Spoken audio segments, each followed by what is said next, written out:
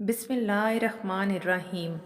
जिस तरह मिन जुमला और नेमतों के हमने तुम्ही में से एक रसूल भेजे हैं जो तुमको हमारी आयतें पढ़ पढ़ कर सुनाते और तुम्हें पाक बनाते और किताब यानी कुरान और दनाई सिखाते हैं और ऐसी बातें बताते हैं जो तुम पहले नहीं जानते थे, सो तुम मुझे याद किया करो, मैं तुम्हें याद किया करूँगा। और मेरा एहसान मानते रहना और मेरी नाशुक्री ना करना। ए ईमान वालो, सब्र और नमाज से मदद लिया करो, बेशक अल्लाह सब्र करने वालों के साथ है। और जो लोग अल्लाह की राह में मारे जाएं, उनकी निस्बत ये ना कहना कि वो मरे हुए हैं, वो मुर्दा नहीं बल्कि ज़िंदा हैं, लेकिन तुमको शऊर नहीं। और हम किस कदर खौफ और भूख और माल और जानों और मेवों के नुकसान से तुम्हारी आजमाइश करेंगे। और सब्र करने वालों को बिशारत सुना दो कि उन लोगों पर जब कोई मुसीबत वाक़या होती है तो कहते हैं कि हम अल्लाह ही का माल हैं और उसी की तरफ लौट कर जाने वाले हैं। यही लोग हैं जिन पर उनके परवरदिगार की अनायतें हैं और खुसूसी रहमत भी है, और यही सीधे रस्ते पे हैं। बेशक कोहे सिफा और मरवा अल्लाह की निशानियों में से हैं। तो जो शख्स खाना काबा का हज या उम्रा करे, उस पर कुछ गुनाह नहीं कि दोनों के दरमियान चक्कर लगाए, बल्कि ये एक नेक काम है। और जो कोई नेक काम करे तो अल्लाह कदरदान है, दाना है। जो लोग हमारे हुक्मों और हदायतों को जो हमने नाजिल की हैं किसी गर्ज़े फासिद से छुपाते हैं, बावजूद ये कि हमने उन लोगों को समझाने के लिए अपनी किताब में खोल खोल कर बयान कर दिया है, ऐसों पर अल्लाह और तमाम लानत करने वाले लानत करते हैं। हाँ, जो तौबा करते हैं और अपनी हालत दुरुस्त कर लेते हैं और इकामे इलाही को साफ साफ बयान कर देते हैं, तो मैं उनके कसूर माफ़ कर देता हूँ और मैं बड़ा माफ़ करने वाला मेहरबान हूँ। जो लोग काफिर हुए और काफिर ही मरे, ऐसों पर अल्लाह की और फरिश्तों की और इंसानों की सबकी लानत, वो हमेशा इसी लानत में गिरफ्तार रहेंगे। तो उनसे ना तो अजाब हल्का ही होगा और ना ही उन्हें कुछ मोहलत मिलेगी। और लोगों, तुम्हारा मबूद एक ही माबूद है, उस बड़े मेहरबान और रहम वाले के सिवा कोई इबादत के लायक नहीं। बेशक आसमानों और ज़मीन के पैदा करने में,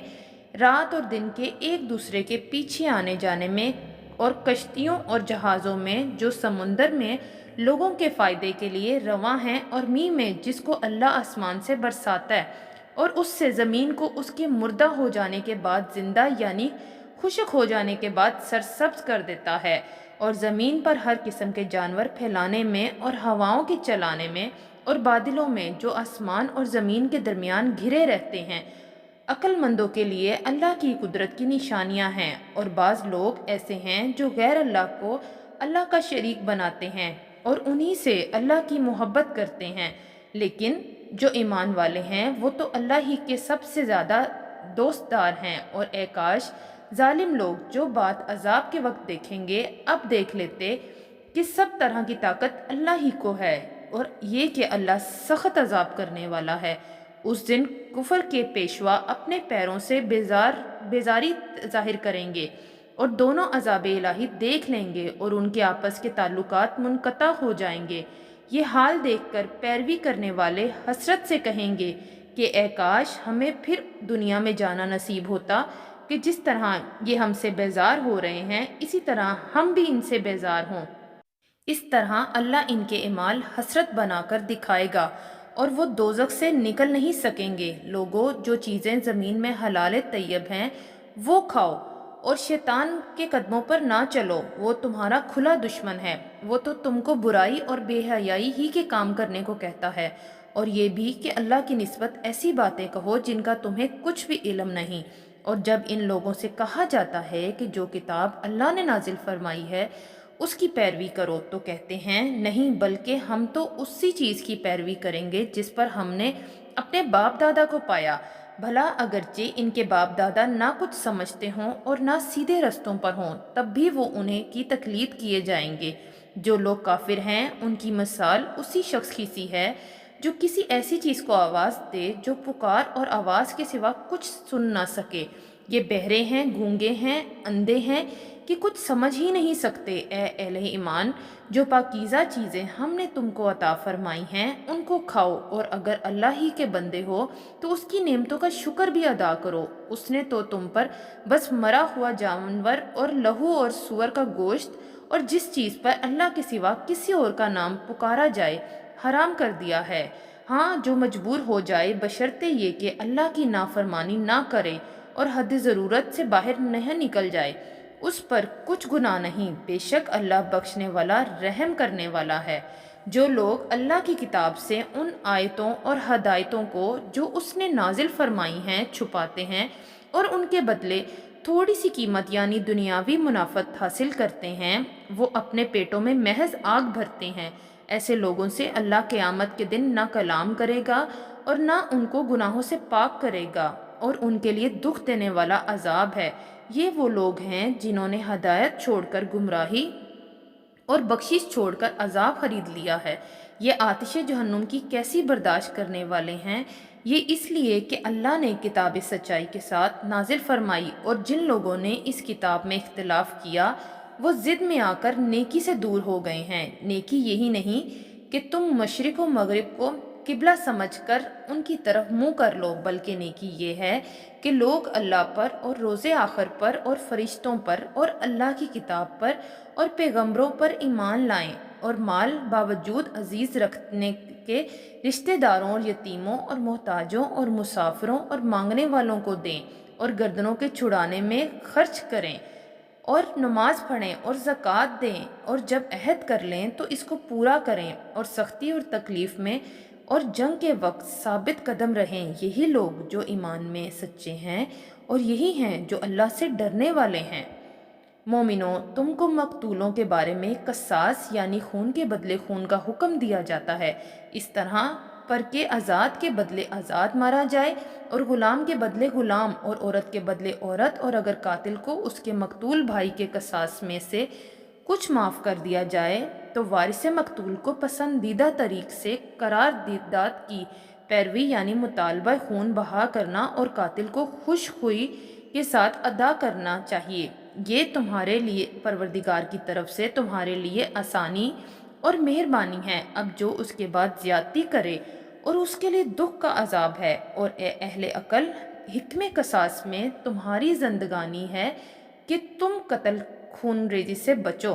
تم پر فرض کیا جاتا ہے کہ جب تم میں سے کسی کو موت کا وقت آ جائے تو اگر وہ کچھ مال چھوڑ جانے والا ہو تو ماں باپ اور رشتہ داروں کے لیے دستور کے مطابق وصیت کر جائے۔ اللہ سے ڈرنے والوں پر یہ ایک حق ہے۔ پھر جو شخص وصیت کو سننے کے بعد اس کو بدل ڈالے تو اس کے بدلنے کا گناہ انہی لوگوں پر ہے جو اس کو بدلیں، اور بے شک اللہ سنتا جانتا ہے۔ اب اگر کسی کو وصیت کرنے والے کی طرف سے کسی وارث کی طرفداری یا حق تلفی کا اندیشہ ہو تو اگر وہ وصیت کو بدل کر وارثوں میں صلح کرا دے تو اس پر کچھ گناہ نہیں، بے شک اللہ بخشنے والا ہے، رحم والا ہے۔ مومنوں، تم پر روزے فرض کیے گئے ہیں جس طرح تم سے پہلے لوگوں پر فرض کیے گئے تھے، تاکہ تم پرہیزگار بنو۔ روزوں کے دن گنتی کے چند روز ہیں، تو جو شخص تم میں سے بیمار ہو یا سفر میں ہو تو دوسرے دنوں میں روزوں کا شمار پورا کر لے، اور جو لوگ روزہ رکھنے کی طاقت رکھیں لیکن نہیں رکھیں وہ روزے کے بدلے محتاج کو کھانا کھلا دیں، اور جو کوئی اپنی مرضی سے زیادہ نیکی کرے تو اس کے حق میں زیادہ اچھا ہے، اور اگر سمجھو تو روزہ رکھنا ہی تمہارے حق میں بہتر ہے۔ روزوں کا مہینہ رمضان کا مہینہ ہے جس میں قرآن اول نازل ہوا، اور جو لوگوں کا رہنما ہے، اور جس میں ہدایت کی کھلی نشانیاں ہیں، اور جو حق و باطل کو الگ الگ کرنے والا ہے۔ تو جو کوئی تم میں سے اس مہینے میں موجود ہو چاہیے کہ پورے مہینے کے روزے رکھے، اور جو بیمار ہو یا سفر میں ہو تو دوسرے دنوں میں روزے رکھ کر ان کا شمار پورا کر لے۔ اللہ تمہارے حق میں آسانی چاہتا ہے اور سختی نہیں چاہتا، اور یہ آسانی کا حکم اس لیے دیا گیا ہے کہ تم روزوں کا شمار پورا کر لو، اور اس احسان کے بدلے کہ اللہ نے تم کو ہدایت بخشی ہے تم اس کو بزرگی سے یاد کرو اور اس کا شکر کرو۔ اور اے پیغمبر، جب تم میں سے میرے بندے میرے بارے میں دریافت کریں تو انہیں معلوم ہو کہ میں تمہارے پاس ہی ہوں، اور جب کوئی پکارنے والا مجھے پکارتا ہے تو میں اس کی دعا قبول کرتا ہوں۔ تو ان کو چاہیے کہ میرے حکموں کو مانیں اور مجھ پر ایمان رکھیں تاکہ نیک رستہ پائیں۔ روزوں کی راتوں میں تمہارے لیے اپنی عورتوں کے پاس جانا جائز کر دیا گیا ہے، وہ تمہاری پوشاک ہیں اور تم ان کی پوشاک ہو، اور اللہ کو معلوم ہے کہ تم ان کے پاس جانے سے اپنے حق میں خیانت کرتے تھے، سو اس نے تم پر مہربانی کی اور تمہاری حرکات سے درگزر فرمائی، تو اب تم کو اختیار ہے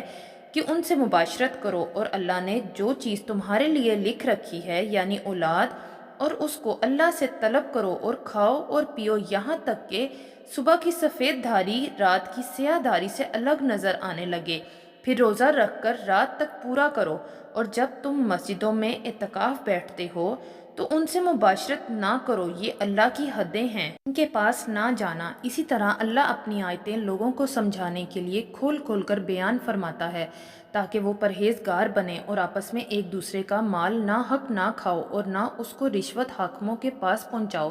تاکہ لوگوں کے مال کا کچھ حصہ ناجائز طور پر کھا جاؤ، اور اسے تم جانتے بھی ہو۔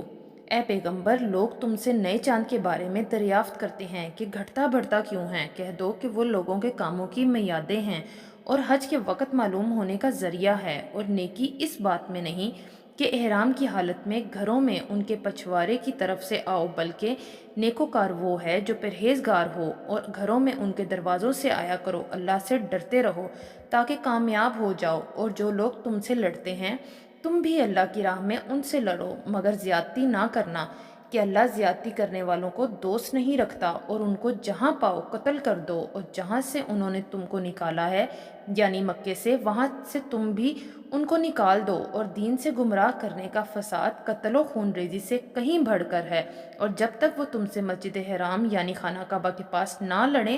تم بھی وہاں ان سے نہ لڑنا، ہاں اگر وہ تم سے لڑیں تو تم ان کو قتل کر ڈالو، کافروں کی سزا یہی ہے۔ پھر اگر وہ باز آ جائیں تو اللہ بخشنے والا ہے، رحم کرنے والا ہے، اور ان سے اس وقت تک لڑتے رہنا کہ فساد نابود ہو جائے اور ملک میں اللہ ہی کا دین غالب ہو جائے، پھر اگر وہ فساد سے باز آ جائیں تو ظالموں کے سوا کسی پر زیادتی نہیں کرنی چاہیے۔ ادب کا مہینہ ادب کے مہینے کے مقابل ہے، اور ادب کی چیزیں ایک دوسرے کا بدلہ ہیں، بس اگر کوئی تم پر زیادتی کرے تو جیسی زیادتی وہ تم پر کرے ویسی ہی تم اس پر کرو، اور اللہ سے ڈرتے رہو، اور جان رکھو کہ اللہ ڈرنے والوں کے ساتھ ہے، اور اللہ کی راہ میں مال خرچ کرو اور اپنے آپ کو ہلاکت میں نہ ڈالو، اور نیکی کرو، بے شک اللہ نیکی کرنے والوں کو دوست رکھتا ہے۔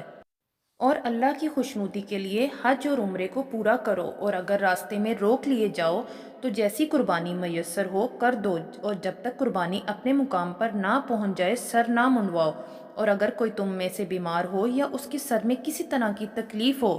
تو اگر وہ سر منڈا لے تو اس کے بدلے روزے رکھے یا صدقہ دے یا قربانی کرے، پھر جب تکلیف دور ہو کر تم مطمئن ہو جاؤ تو جو تم میں حج کے وقت تک عمرے سے فائدہ اٹھانا چاہے وہ جیسی قربانی میسر ہو کرے، اور جس کو قربانی نہ ملے وہ 3 روزے ایام حج میں رکھے، اور 7 جب واپس ہو یہ پورے 10 ہوں گے۔ یہ حکم اس شخص کے لیے ہے جس کے اہل و عیال مکے میں نہ رہتے ہوں، اور اللہ سے ڈرتے رہو اور جان رکھو کہ اللہ سخت عذاب دینے والا ہے۔ حج کے مہینے معین ہیں اور جو معلوم ہیں، تو جو شخص ان مہینوں میں حج کی نیت کر لے تو حج کے دنوں میں نہ عورتوں سے اختلاط کرے اور نہ کوئی برا کام کرے اور نہ کسی سے جھگڑے، اور جو نیک کام تم کرتے ہو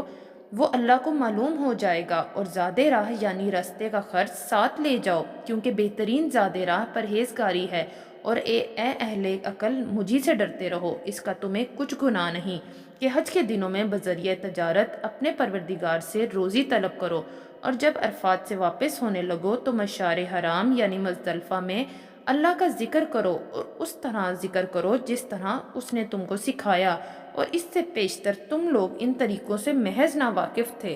پھر جہاں سے اور لوگ واپس ہوں وہیں سے تم بھی واپس ہو، اور اللہ سے بخشش مانگو، بے شک اللہ بخشنے والا ہے، رحمت کرنے والا ہے۔ پھر جب حج کے تمام ارکان پورے کر چکو تو مینا میں اللہ کو یاد کرو جس طرح اپنے باپ دادا کو یاد کیا کرتے تھے، بلکہ اس سے بھی زیادہ، اور بعض لوگ ایسے ہیں جو اللہ سے التجا کرتے ہیں کہ اے پروردگار ہم کو جو دینا ہے دنیا ہی میں دے دے، اور ایسے لوگوں کا آخرت میں کچھ حصہ نہیں۔